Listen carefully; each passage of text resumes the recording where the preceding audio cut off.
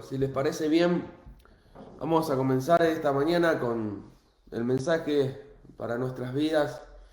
Espero que sea también de edificación como lo fue para la mía. Les invito a orar en esta mañana a nuestro Dios.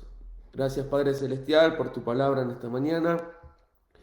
Gracias Padre Celestial porque sabemos que es nuestro ayuda y sostén en estos momentos.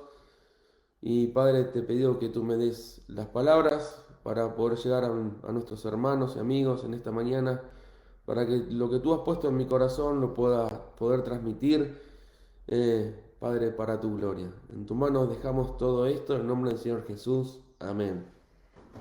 Bueno, a los que no saludé, buenos días, bienvenidos. Vamos a estudiar vamos a ver un día en la vida de David. Eh, ¿Quién no recordar los días de David? Quizás ahí hay algún, con nosotros, algún chico de la escuela dominical que vio la vida de David. Aquel David que era pastor de ovejas, cómo no olvidar aquel día donde David dice la palabra de Dios, mataba a osos y a leones, le rompía la quijada para salvar a sus corderos. Aquel pastor de ovejas, David, aquel día que era aquel músico, cantor, compositor. El libro de los Salmos está lleno de sus composiciones, como buen músico y compositor bajo el Espíritu de Dios, que apaciguaba el alma de Saúl, aquel rey de Israel, cuando se sentía mal. Cómo no olvidarnos de aquel día donde fue amigo de Jonatán y su alma quedó ligada al hijo de Saúl, que se llamaba Jonatán. Cómo no olvidar aquel día que fue ungido como futuro rey de Israel. Cómo olvidar aquel día que luchó contra Goliat, aquel estandarte, aquel hombre que simbolizaba el poderío del enemigo de los filisteos al pueblo de Israel. Pero vamos a ver un día en la vida de David, un día diferente. Si me acompañan, vamos al libro de Primera Samuel. El libro de Primera Samuel, capítulo 26, versículo 25. ¿Qué está pasando acá? Desde aquel evento, aquel victoriosa lucha ganada con Goliat, David, con esa piedra, derribó a aquel gigante y, y pudo hacerle frente al enemigo, a los filisteos. De aquel momento dice la palabra de Dios que Saúl tuvo celos de David.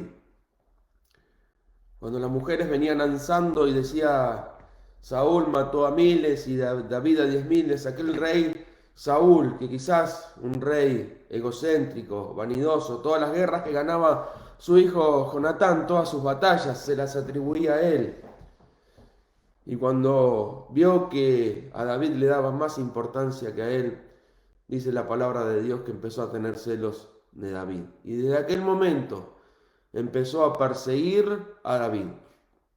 David, sabiendo que era el ungido de Dios y sabía que tenía la bendición de Dios de Saúl, sobre Saúl, empieza a escapar, empieza a huir y empieza a vivir años y años en cuevas, empieza a estar de nómade de un lugar a otro, escapando de Saúl, que lo iba persiguiendo. ¿Quién no olvidar en la ciudad de Nob, cuando Doeg, el siervo de Saúl, le declara que ahí estaba David, y allí va Saúl a buscarlo porque lo quería matar?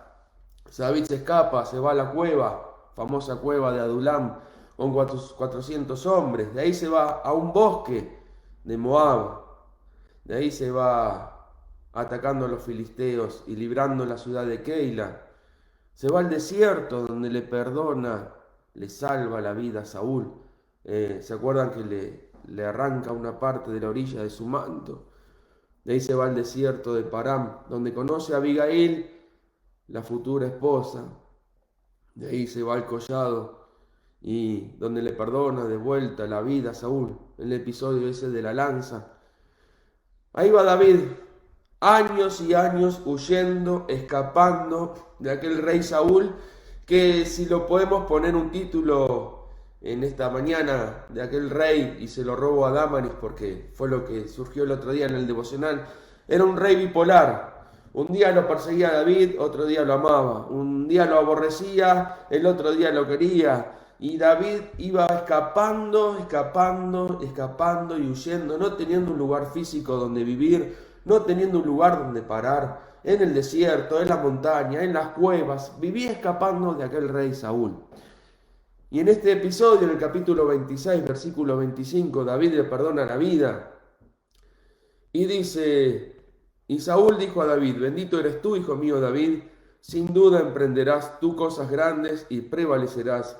Entonces David se fue por su camino y Saúl se volvió a su lugar. Así le pasaba a David. ¿Cuántas veces Saúl le perdonaba, le pedía perdón y volvía a buscarlo para matarlo?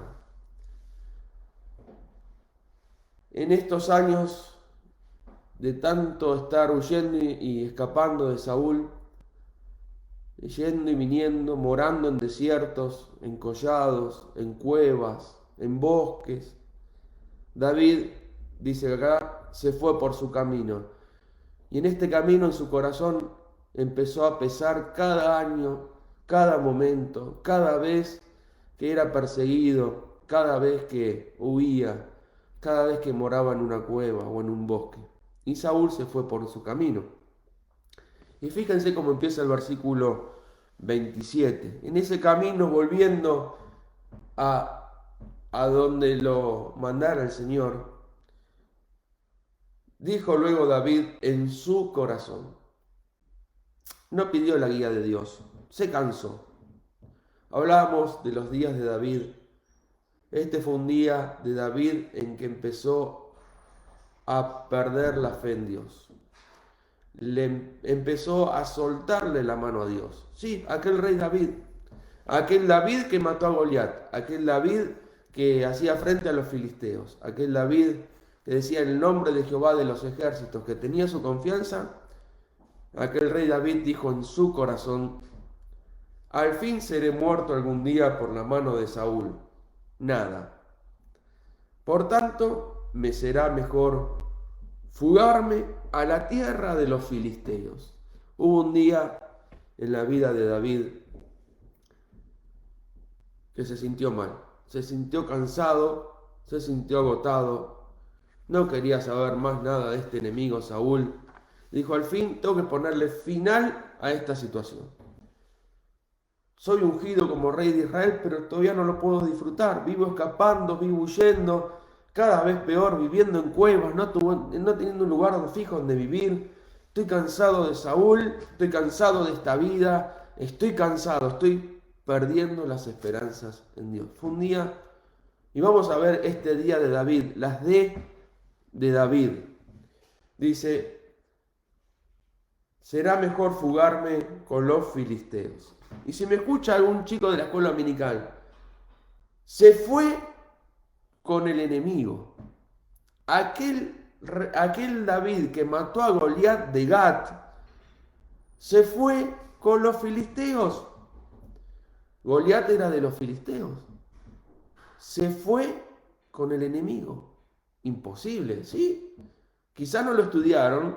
David, cansado de Saúl, se fue con aquel que un día Dios le dio la victoria. Vamos a ver cuáles fueron las causas de David. La primera causa, y quizás, hermanos, esto lo podemos aplicar a nuestras vidas, es el desánimo. Vamos a ver las de David, y la primera es el desánimo. En nuestra vida muchas veces viene el desánimo, como le pasó a David.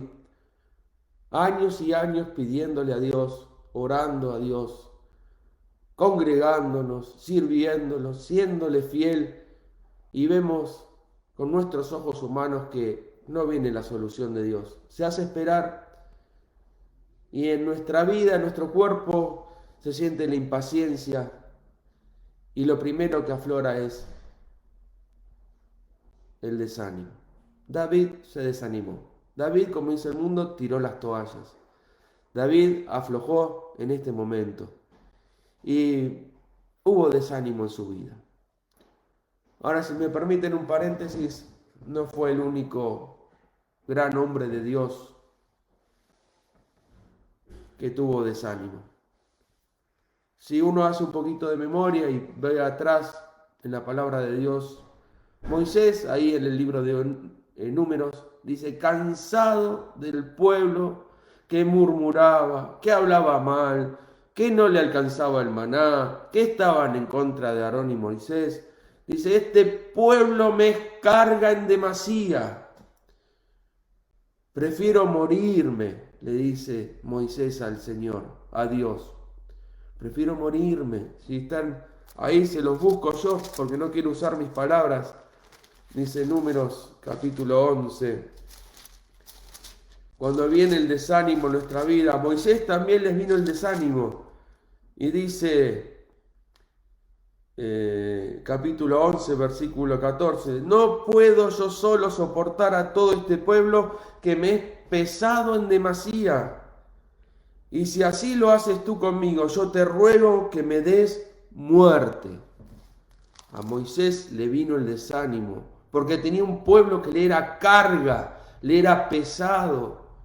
Moisés también, a él también le vino el desánimo por una carga, por un pueblo que siempre lo tenía en contra, que siempre hablaba, que siempre murmuraba, que siempre veía mal las manos de Dios.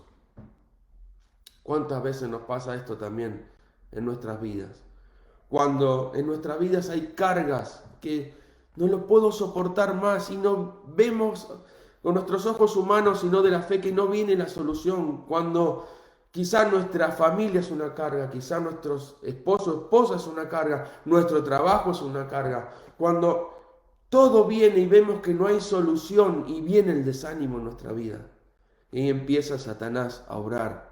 No solo David estuvo desanimado, Moisés también estuvo desanimado. Josué, en la conquista de aquella tierra prometida, conquista Jericó, los muros son tirados abajo, ¿se acuerdan de esa situación? Pero va a la segunda ciudad, y por un pecado de ahí, que ustedes se acuerdan bien, hubo una frustración, perdieron esa batalla. Y Josué se siente frustrado. ¿Cuántas veces, hermanos, en nuestra vida viene el desaliento? En David, porque se sintió cansado de esperar. En Moisés, porque tenía cargas que soportar. En Josué, frustración en sus vidas. Lo hacía y tenía el resultado contrario. ¿Cuántas veces nos pasa en nuestras vidas, hermanos?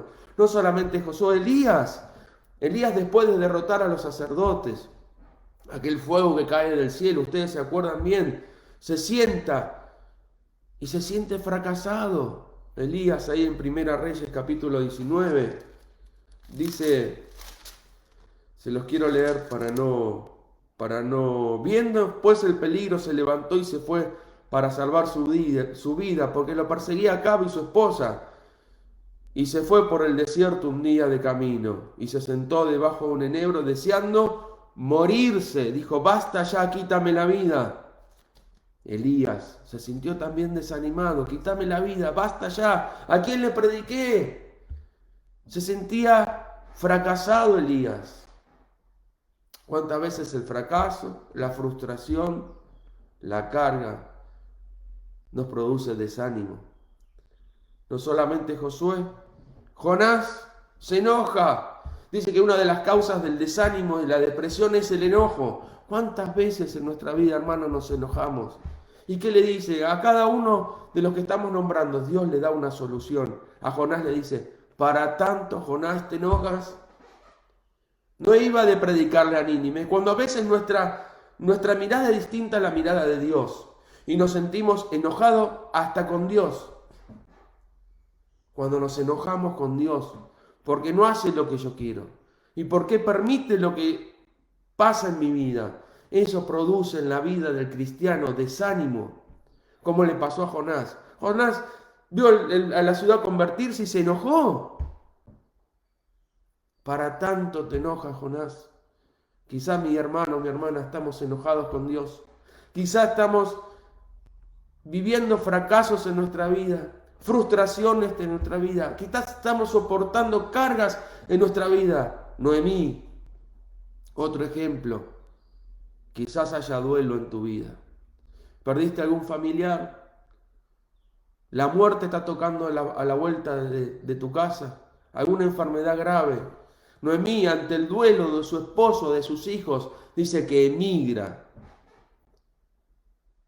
Cuando hablamos de migración, según dicen los que saben, hablan de olvidarse del pasado, aquello que lo aferra a la tristeza, al dolor. Noemí se va. Y cuando vuelve dice, no me digan Noemí, dígame Mara, porque mi alma es amarga. Quizás estemos pasando momentos de duelo o una enfermedad en proceso. Eso produce desánimo también en nuestra vida. Job, la enfermedad. Jeremías, aquel profeta que va a hablarle al pueblo de Israel. Y tantos otros en la vida. Jeremías, un profeta solo, rechazado por el pueblo. Quizás, hermano, hermana, el desánimo venga porque te sientes solo, porque hay rechazo en tu familia, en tu trabajo. El famoso bullying produce desánimo. David, y volviendo a la historia de David, la primera D de David, hubo desánimo en su vida, porque estaba cansado de ser perseguido, cansado de ser buscado, cansado y siguiendo la voluntad de Dios. No había nada en contra, él hacía la voluntad de Dios. Lo veía que el rey Saúl, y teniendo posibilidad de matarlo, no lo hacía por temor a Dios, y sabía que era el ungido de Dios. Pero a veces en nuestra vida, como David dice, basta. Dice el versículo 1, nada, no doy más, hasta acá llegué. Y David dijo, le soltó la mano a Dios. ¿Cuántas veces en nuestra vida le soltamos la mano a Dios? Y Él la sigue teniendo extendida. Pero nosotros nos deslizamos porque hemos dejado de tener fe, hemos dejado de tener confianza. Primera de David es desánimo. Y ese desánimo produjo en la segunda de David desconfianza. Desconfianza en Dios. Ya no confió más en Dios.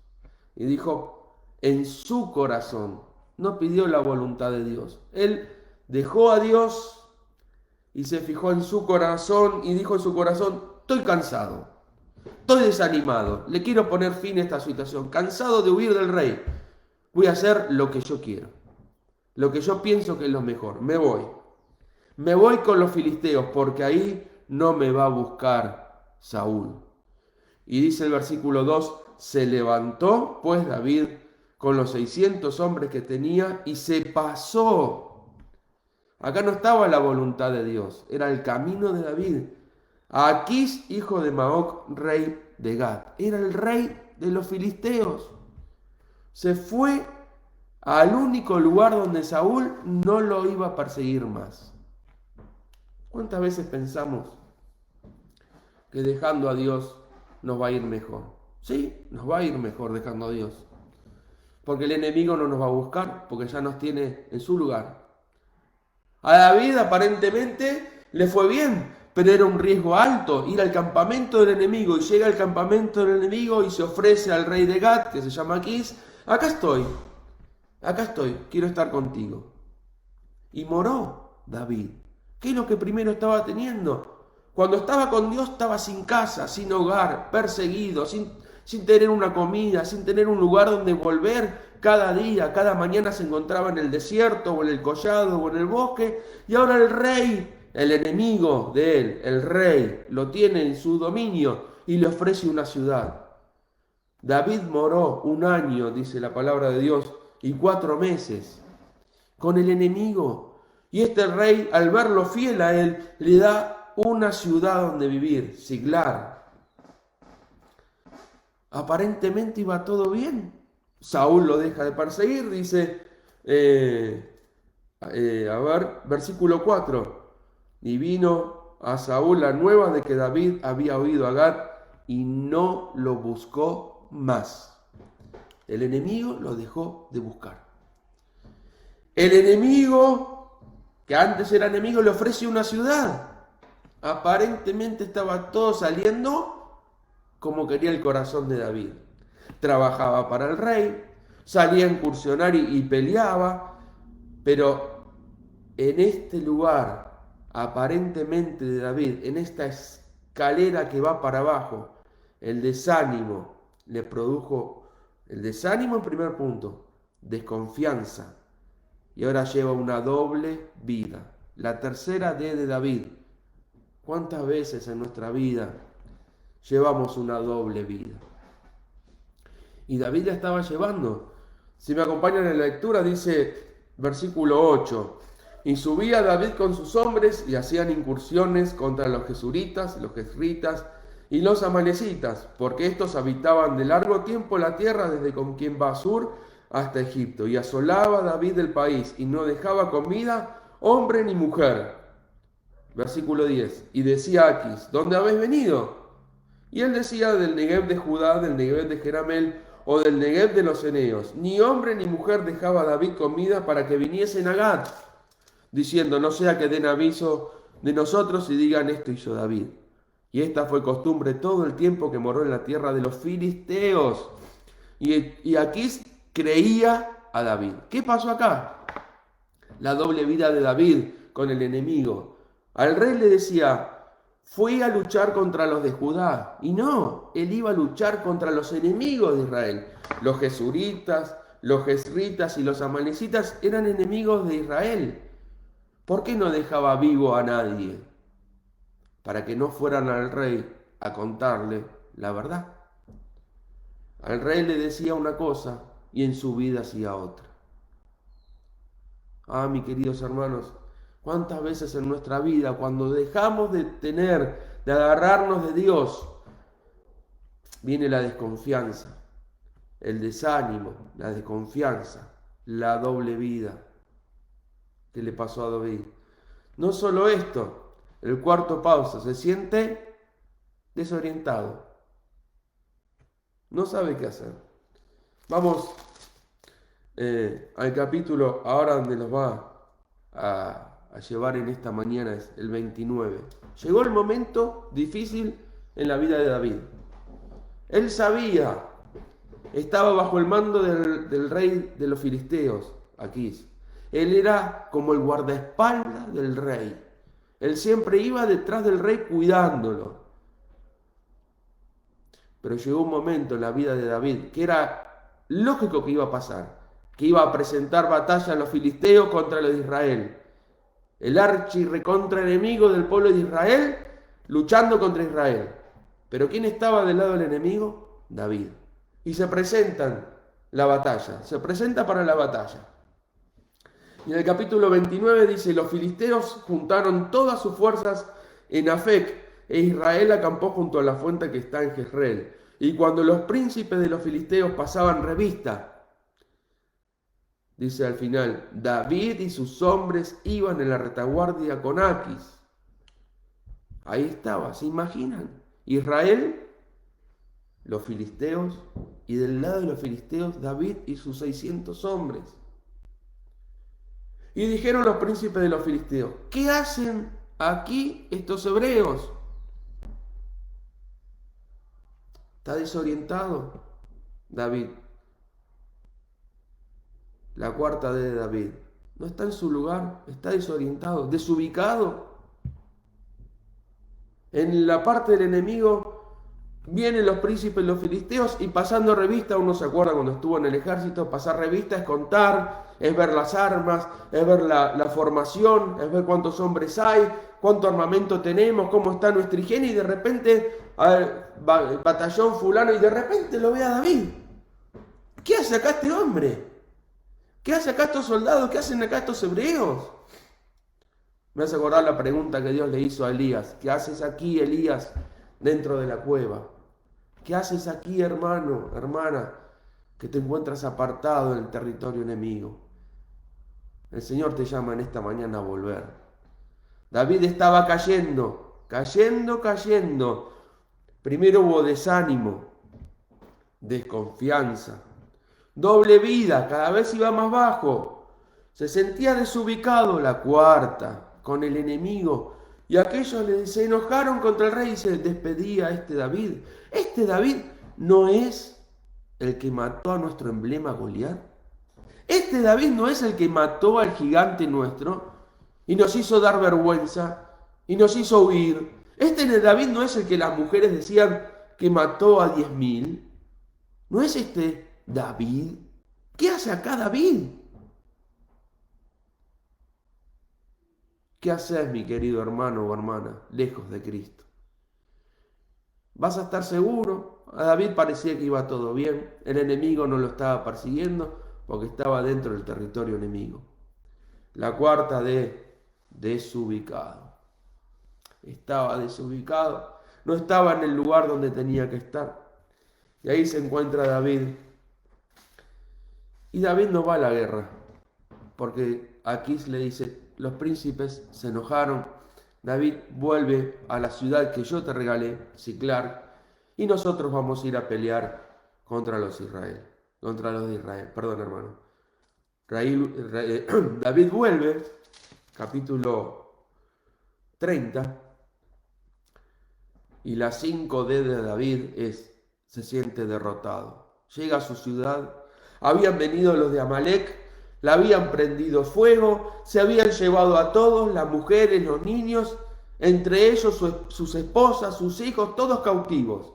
Y al ver esta ciudad, su ciudad en llamas, y a toda su familia y a aquel pueblo cautivo, dice el versículo 4 del capítulo 30. Entonces David y la gente que con él estaba alzaron su voz y lloraron hasta que le faltaron las fuerzas para llorar. Versículo 6 dice, y David se angustió mucho. David se siente derrotado. Quizás en nuestra vida nos sintamos derrotados porque hemos querido tener resultados con nuestra propia fuerza, con nuestro propio corazón, y buscar en nuestro interior nos produce, cuando le soltamos la mano a Dios, aunque Él la tenga extendida hacia nosotros, desconfianza, desánimo, como hemos veído, y acá la derrota. Esta derrota de ver que todos se habían llevado cautivo. Y ahí, en el desconsuelo, la otra D de David. Se animan a David con D. El día D de David. Desánimo, desconfianza, doble vida, desubicado, derrotado, desconsolado. No tenía consuelo David. Lloró hasta que no le daba la fuerza. Quizás, mi querido hermano, estás llorando. Estás llorando y no te estás dando cuenta que estás lejos de Cristo. Que le ha soltado la mano. Y ahí se encuentra David desconsolado. Y fíjense lo que dice el versículo 6. Al final, más David se fortaleció en Jehová su Dios. Dice el Salmo, el gran salmista, pero esta vez escrito por Moisés, dice, cercano está Jehová a los quebrantados de corazón. Dios permitió que David llegara a este momento de su vida para producir un quebranto en su vida, para que se diera cuenta que estaba equivocado, que estaba cayendo, pero en la gracia y misericordia de Dios, hasta ahí lo dejó llegar. ¿Qué hubiese pasado si David hubiese peleado con el pueblo de Israel? Iba a estar en contra de Dios, iba a haber matado a todo su pueblo, inclusive al ungido de Dios que en ese momento era Saúl. Dios no permitió en su gracia, en su misericordia, que fuera peor. Quizás en tu vida Dios te está diciendo en esta mañana, hasta aquí te dejé llegar. Hasta aquí te dejé llegar, volvé. Te estoy esperando. Y David dice, se fortaleció en Jehová y dijo, voy a llamar al sacerdote.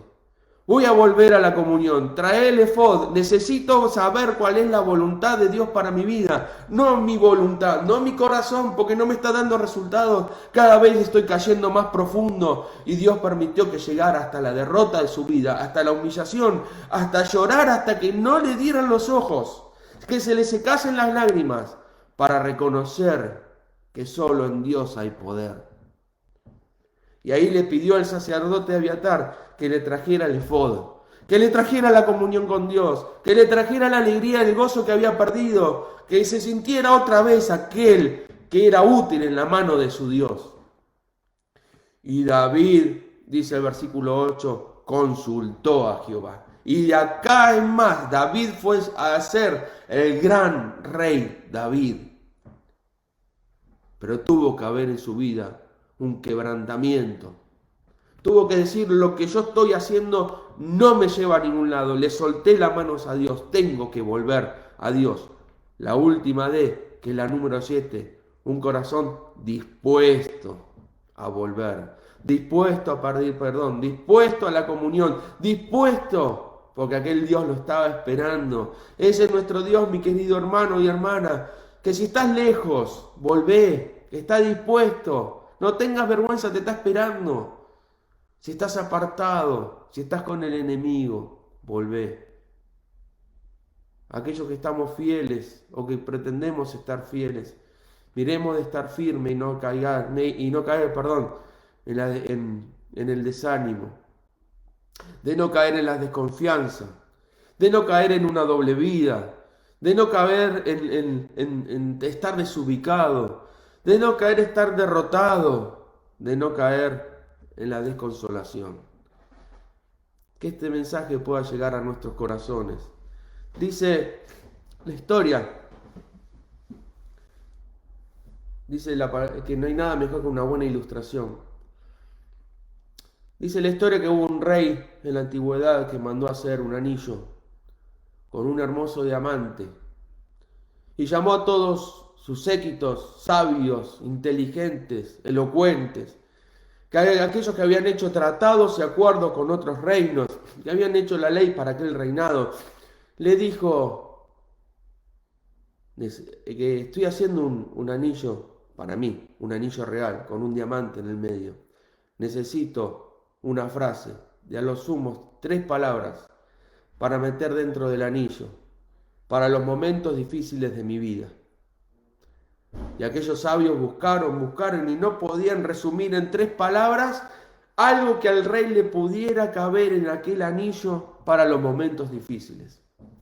También estaba a su lado aquel siervo que había sido siervo de su padre y que lo había cuidado como si fuera su hijo, un hombre que había estado en el reinado por muchos años, y también le dio la inquietud. Le dijo, voy a hacer un anillo y necesito poner una frase ahí adentro, a lo sumo 3 palabras. Y aquel siervo le dijo, mi amado rey, le he servido a su padre y a usted por muchos años, y un hombre muy inteligente y que ve en Dios, yo tengo esa frase que me dejó a mí. Los sabios no la pudieron tener y este siervo la tenía. La anotó en un papel, se la dio doblada al rey y le dijo, ponle dentro del anillo. No lo leas ahora, sino en el momento difícil de tu vida. Y no llegó, no tardó en llegar aquel momento. Aquel reinado empezó a tener guerra, empezó a invadir aquel territorio el enemigo y el rey empieza a escapar y atrás viene el enemigo con sus caballos. Y el rey empieza a huir, se interna en un bosque. Cuando sale del bosque se encuentra con un precipicio y abajo un collado, un valle, perdón. Estaba entre el precipicio y el bosque escuchando los caballos que venían del enemigo y ahí, en la desesperación, dice, se acordó de aquel anillo. Levantó el diamante, leyó la frase que decía, esto también pasará. Y mientras leía aquella frase, dejó de oír los caballos del enemigo. Se habían perdido en el bosque. Aquel rey toma fuerzas, vuelve a reconquistar su reino. Y en la entrada triunfal de la victoria, de haber recuperado su reino, lo sienta aquel anciano que había sido su siervo al lado de su carruaje. Y mientras estaba parado recibiendo los aplausos y el griterío y todos los de la ciudad, con sumo respeto le dice el anciano, tiene que volver a leer la frase. ¿Para qué? Le dice. si estoy en el mejor momento, si estoy en lo mejor de mi vida, el pueblo me ama, me adora, he traído victoria. Lea la frase, mi rey. Y aquel rey que estaba parado la vuelve a él y dice, esto también pasará.